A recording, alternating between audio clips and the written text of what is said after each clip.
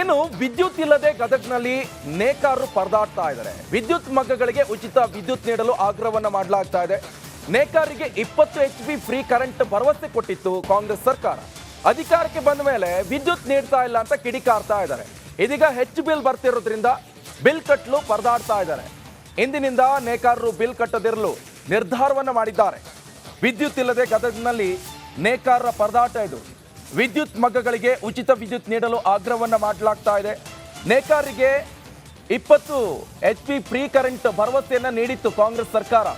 But ಸರ್ಕಾರ ಅಧಿಕಾರಕ್ಕೆ, ಇದು ಕಾಂಗ್ರೆಸ್ ಪಕ್ಷ ಅಧಿಕಾರಕ್ಕೆ ಬಂತು, ಆದರೆ ಕೊಡ್ತಾ ಇಲ್ಲ. ಈಗ ರೈತರು ಕೂಡ, ಈ ನೇಕಾರರು ಏನಿದ್ದಾರೆ ಅವರು ಕೂಡ ಈಗ ಬಿಲ್ ಕಟ್ಟದೇ ಇರಲು ನಿರ್ಧಾರವನ್ನ ಮಾಡಿದ್ದಾರೆ. ದೃಶ್ಯದಲ್ಲಿ ಕೂಡ ನೀವು ಗಮನಿಸ್ತಾ ಇದ್ರೆ ಒಂದ್ ಕಡೆ ಅವರು ಕೂಡ ಹೇಳ್ತಾ ಇದ್ರೆ ಆಕ್ರೋಶದಿಂದ ಬಿಲ್ಲನ್ನು ನಾವು ಯಾವುದೇ ಕಾರಣಕ್ಕೂ ಕಟ್ಟಲ್ಲ. ಯಾಕಂತ ಹೇಳಿದ್ರೆ ವೋಟ್ ಕೇಳುವಂತ ಸಂದರ್ಭದಲ್ಲಿ ಕಾಂಗ್ರೆಸ್ ಪಕ್ಷ ಹೇಳಿತ್ತು ನಿಮಗೆ 20 HP ಕರೆಂಟನ್ನು ಕೊಡ್ತೀವಿ, ಉಚಿತ ವಿದ್ಯುತ್ತನ್ನು ಕೊಡ್ತೀವಿ ಅಂತ ಹೇಳಿತ್ತು. ಬಟ್ ಅದೇ ಈಗ ಕಾಂಗ್ರೆಸ್ ಪಕ್ಷ ಅಧಿಕಾರಕ್ಕೆ ಬಂದಿದೆ, ಸರ್ಕಾರವನ್ನ ನಡೆಸ್ತಾ ಇದೆ, ಆದರೆ ನಮಗೆ ಉಚಿತ ವಿದ್ಯುತ್ ಕೊಡ್ತಾ ಇಲ್ಲ, ಬಿಲ್ ಕೂಡ ಬಂದಿದೆ, ಬಿಲ್ ನಾವು ಕಟ್ಟಲ್ಲ ಅಂತ ಅವ್ರು ಹೇಳ್ತಾ ಇದ್ದಾರೆ.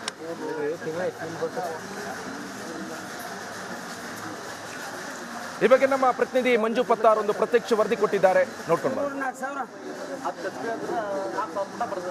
ಚುನಾವಣಾ ಪೂರ್ವದಲ್ಲಿ ಕಾಂಗ್ರೆಸ್ ಪಕ್ಷ ಏನು 20 HP ವರೆಗೆ ವಿದ್ಯುತ್ ಉಚಿತವಾಗಿ ಕೊಡ್ತೇವೆ ಅಂತೇಳಿ ನೇಕಾರರವರೆಗೆ ಭರವಸೆ ಕೊಟ್ಟಿದ್ರು. ಆದರೆ ಈವರೆಗೂ ಆ ಭರವಸೆ ಈಡೇರಿಲ್ಲ. ಹೀಗಾಗಿ ಇಂದಿನಿಂದ ನಾವು ವಿದ್ಯುತ್ ಬಿಲ್ ಕಟ್ಟೋದಿಲ್ಲ ಅಂತೇಳಿ ಗದಗ ಬೆಟಗೇರಿ ಅವಳಿ ನಗರದ ನೇಕಾರರು ಒತ್ತಾಯ ಮಾಡ್ತಾ ಇದ್ದಾರೆ. ನಮ್ಮ ಜೊತೆಗೆ ನೇಕಾರರಿದ್ದಾರೆ, ಅವರನ್ನ ಕೇಳೋಣ.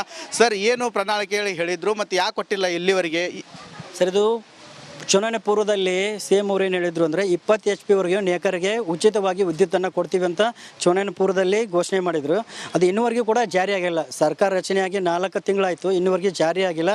ಆಮೇಲೆ ಇವತ್ತಿನವರೆಗೂ ಕೂಡ ಯಾವುದೇ ನೇಕಾರರ ಪರಿಸ್ಥಿತಿಗೂ ಆಲಿಸ್ತಾ ಇಲ್ಲ.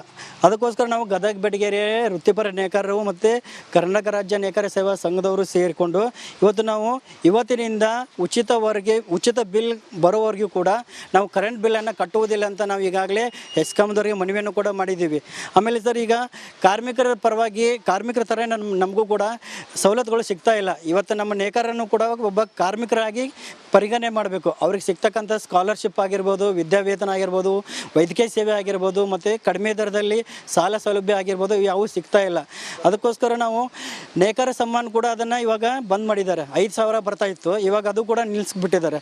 ಅದು ಕೂಡ ನಮಗೆ ಜಾರಿ ಆಗಬೇಕು. ವರ್ಷಕ್ಕೆ 5,000 ನೇಕಾರ ಸಮ್ಮಾನ್ ಯೋಜನೆಯನ್ನು ಬರ್ತಾ ಇತ್ತು. ಇಲ್ಲಿವರೆಗೂ ಕೂಡ ಅದು ಬರುತ್ತೆ ಅಂತ ನಂಬಿಕೆನೂ ಇಲ್ಲ ನಮಗೆ. ಅದಕ್ಕೋಸ್ಕರ ಗದಗ ಬೆಟಗೇರಿ ನೇಕಾರವರು ನಾವು ಹೋರಾಟ ಮಾಡ್ತಾ ಇದ್ದೀವಿ. ಸರ್ ಮೇಡಮ್, ಇವಾಗ ಎಷ್ಟು ಕರೆಂಟ್ ಬಿಲ್ ಬರ್ತಾ ಇದೆ? ಸಾಕಷ್ಟು ಅಂದರೆ ಈಗ ಮೊದಲು ಎಷ್ಟು ಬರ್ತಿತ್ತು, ಇವಾಗ ಎಷ್ಟು ಬರ್ತಾ ಇದೆ?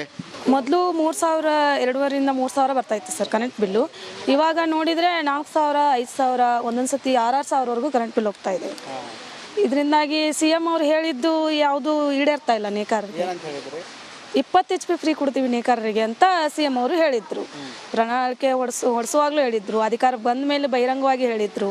ಇಂದಿನಿಂದ ಬಿಲ್ ಕಟ್ಟೋದಿಲ್ಲ ಅಂತೇಳಿ ಗದಗ ಬೆಟಗೇರಿ ಅವಳಿ ನಗರದ ನೇಕಾರರು ಪಟ್ಟು ಹಿಡಿದಿದ್ದಾರೆ ಅಂತಲೇ ಹೇಳ್ಬೋದು. ಕ್ಯಾಮ್ರಾಮನ್ ಮಂಜುನಾಥ್ ಜೊತೆ ಮಂಜು ಪತ್ತಾರ್, ರಿಪಬ್ಲಿಕ್ ಕನ್ನಡ, ಗದಗ.